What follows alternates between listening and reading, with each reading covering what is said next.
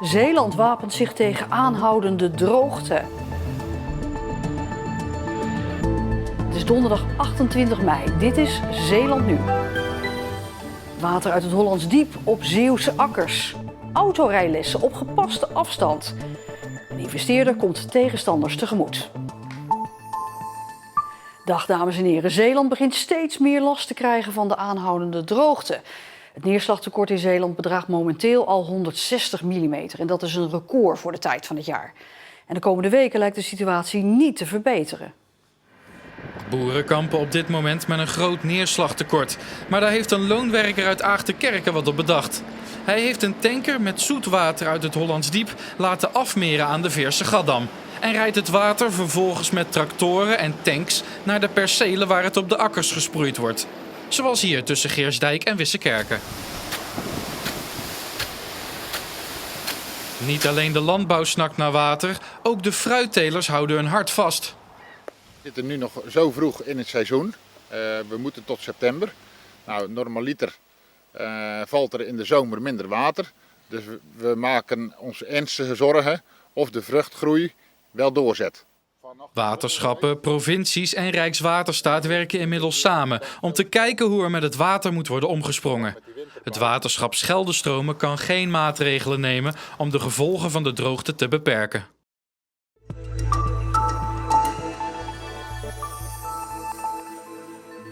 Rijinstructeurs pakken langzaam maar zeker hun lessen weer op na de versoepeling van de coronamaatregelen. Alleen onder voorwaarden. Desondanks is rijinstructrice Mieke van Roosevelt uit Oost-Soeburg blij dat ze weer aan de slag kan. We mochten weer beginnen. Ja, en je ziet hoe, hè? Ik was wel voorbereid. Ik had al mijn spullen wel in huis. Ik had ook mijn airco laten desinfecteren. Ik had alle protocollen al, hè, van handjelletjes en zo. Maar je zit vlak naast elkaar. Snapte ik niks van. Snapte ik echt niks van. Om toch zo veilig mogelijk les te kunnen geven, moeten de instructeurs en de leerlingen zich aan een aantal regels houden. Nou, in ieder geval zorgen dat we voldoende ventilatie hebben. Geen airco, maar wel de ramen open.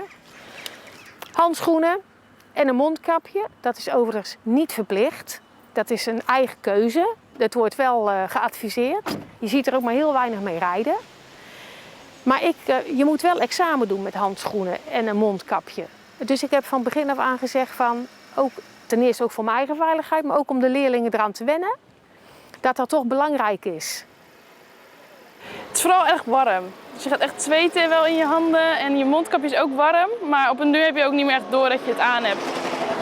En vergeet je het, dan let je gewoon op je auto rijden en de weg en alles om je heen. We gaan linksaf.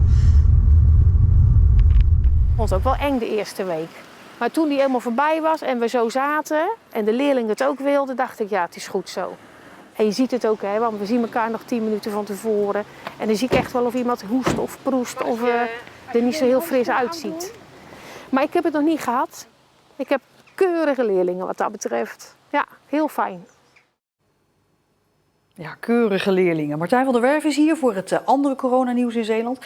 Ja, Martijn, middelbare scholen, hè, die kijken echt uit naar aanstaande dinsdag 2 juni, hè, naar Pinksteren. Want dan mogen ze dus weer gedeeltelijk open. Ja, er is wel een klein probleem, want leerlingen mogen alleen in uitzonderlijke gevallen van het openbaar vervoer gebruik maken. Rutte heeft dat ook gezegd, hè. Ga op de fiets. En als de afstand te groot is, dan zouden de scholen voor alternatief vervoer moeten zorgen. Nou, daar hebben de Zeeuwse scholen al gezegd, dat gaan we niet doen. Dat initiatief dat ligt toch echt bij de ouders en de leerlingen zelf. Want Guus Hacht van de scholengroep Mondia, die ook een beetje het scholierenvervoer coördineert, die zegt ook dat leerlingen eigenlijk meer in beweging moeten komen. Nou ja, ga allereerst dus, als het kan, met de fiets. 8 kilometer wordt gezegd als grens. Wij vinden dat toch een beetje raar. Een beetje een Zeeuw, die kan ook best 15 kilometer aan. Dus pak de fiets. Kan het niet anders, kijk of ouders misschien iets kunnen betekenen.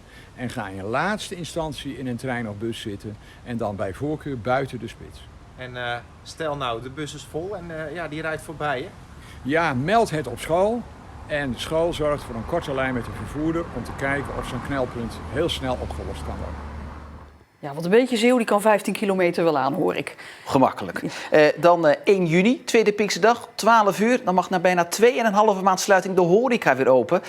Ja, zeker. Met alle beperkende maatregelen natuurlijk. Maar dat dat ook op een bijzondere manier kan, dat laat restaurant De Zeeuwse Hemel in Zierikzee zien.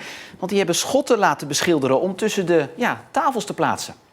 je ziet deze zaak, het is één smalle pijpenla. En we waren aan het nadenken van hoe kan je nou hier op een veilige manier toch je tafels kwijt.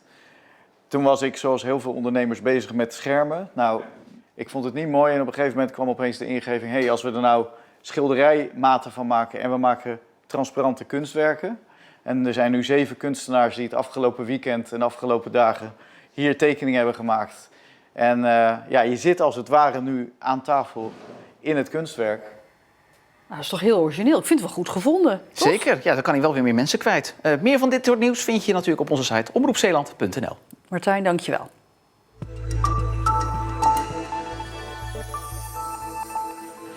Investeerder 3-star van het nieuwe waterpark Veersemeer bij Arnhemuiden komt tegenstanders tegemoet. Waren er ooit ruim 1300 woningen gepland, nu ligt er een plan voor een kleine 900 vakantiewoningen. Met meer water en groen tussen de huisjes. Vorig jaar hebben meer dan 13.000 mensen een handtekening tegen de plannen gezet. Omdat ze bang zijn dat er veel verkeer komt van en naar het waterpark. En omdat oevers van het Veersemeer niet meer bereikbaar zouden zijn. Want veel mensen wandelen, surfen en zwemmen daar. GroenLinks doet in Provinciale Staten een oproep voor een groot voedselbos in Zeeland. Met eetbare planten, kruiden en fruitbomen. De partij noemt nog geen plek of een bedrag, maar stelt dat Zeeland zo'n voedselbos goed kan gebruiken. We zien dat boeren het kamp hebben met droogte.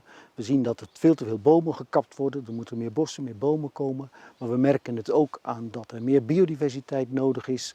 De bodemstructuur moet veranderen. De waterhuishouding is veranderd. En dan hebben we nog het probleem van de CO2 en de stikstof. En op al die zaken zou het voedselbos een antwoord kunnen zijn. Wat ooit begon als een eenmalige samenwerking groeit gestaag uit tot hun levenswerk. Kees Stoutjesdijk en Wim de Meester schrijven over de honderden verhalen van de luchtoorlog boven Zeeland tijdens de Tweede Wereldoorlog. Deel 3 over Zeeuws-Vlaanderen, dat is nu uit. Al een paar jaar leggen Wim de Meester en Kees Stoutjesdijk stuk voor stuk de verhalen vast van de oorlog die zich boven Zeeland afspeelde van 1940 tot 1945. Per eiland puur monnikenwerk. Ons boek staat vol met kopieën van originele documenten, met foto's, met getuigenissen, naam en toenaam. En natuurlijk ja, de pure archiefgegevens met vermelding van de bronnen. Na Noord-Beveland en Schouwen is Zeeuws-Vlaanderen aan de beurt. Ook hier eiste de luchtoorlog zijn tol van burgers, soldaten en vliegeniers. Met soms een geluksvogel. Zoals de Amerikaan Jim Keelan. Met zijn B-17 wordt hij door de eigen vuren van een andere B-17 neergeschoten. Komt in het water voor de kust terecht. Is de enige die overleeft van zijn bemanning. Hij weet in zijn dinghy te komen, zijn bootje. Waarmee hij aan het eind van de dag nota bene nog wordt gered ook. En dan is het nog niet meer klaar. Daarna komt hij nog een keer met een B-17 in het water terecht. En dan wordt hij er zelfs nog een tweede keer gered. Dus dat is wel heel bijzonder als je op die manier heel veel mazzel hebt. Nou, als we kijken, daar staat het trafohuisje. En het vliegtuig kwam dus over Filipijnen heen gevlogen, al heel laag. En eerst dus met zijn linkervleugel... Waar ze kunnen, nemen ze zelf een kijkje op de plekken waar het zoveelste drama zich heeft afgespeeld. Hier tussen de schuren en het woonhuis is hij neergekomen. En dat is natuurlijk een enorme winst om het verhaal zo overtuigend mogelijk te krijgen. Naast de behoefte om de luchtoorlog boven Zeeland compleet te documenteren, is er de dankbaarheid van de nabestaanden als motivatie voor de Meester en Stoutjesdijk. Dus dat als je die verhalen in beeld brengt, je ziet dat we hier er aandacht voor hebben in Nederland, waar ze ook gesneuveld zijn en vaak ook begraven liggen. Dat is voor ons een heel belangrijk doel van waarom we het doen.